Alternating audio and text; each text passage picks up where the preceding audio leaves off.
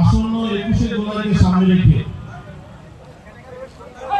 ধনপুকুর আঞ্চলিক তৃণমূল কংগ্রেসের পক্ষ থেকে মনিগ্রাম সন্দেশখালী বাজারে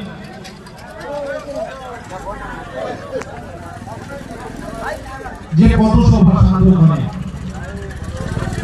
এই সান্ধ্যকালীন পথসভায় উপস্থিত আছে এই অঞ্চলে অত্যন্ত জনপ্রিয় অঞ্চল সভাপতি শান্তিময় বিশ্বাস, উপস্থিত আছে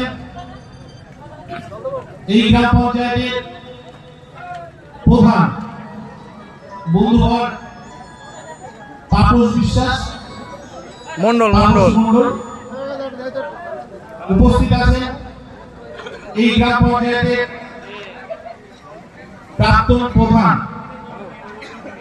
বর্তমান পঞ্চায়েতের সদস্য সুখদেব শিকারী, গ্রাম পঞ্চায়েতের বর্তমান উপপ্রধান আমার দিদি শান্তিদি এবং অনুদি আছে গ্রাম পঞ্চায়েতের সদস্য।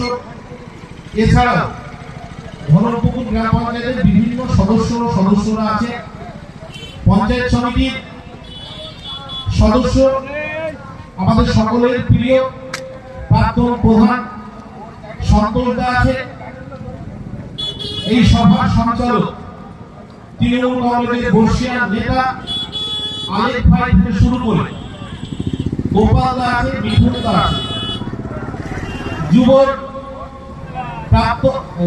ছাত্র পরিষদের প্রাক্তন সভাপতি লালটু দা থেকে শুরু করে বিভিন্ন বুথে, ধরমপুকুর অঞ্চলের বিভিন্ন বুথে তৃণমূল কংগ্রেসের লড়াকু সৈনিক, এই বাজারে পথ চলতি মানুষ, ছোট বড় ব্যবসায়ী সকলকে আমার নতমস্তকে প্রণাম জানিয়ে যে বিষয়ের উপরে পথসভা, অনেক বক্তারা ভালো বক্তব্য রেখে গেছে। কিছু সময়ের মধ্যেই বনগাঁ পঞ্চায়েত সমিতি পূর্ত পরিবহন দপ্তরের কর্মদক্ষ প্রাক্তন প্রধান প্রসেনজিৎ ঘোষ আসবেন, তিনিও বক্তব্য রাখবেন।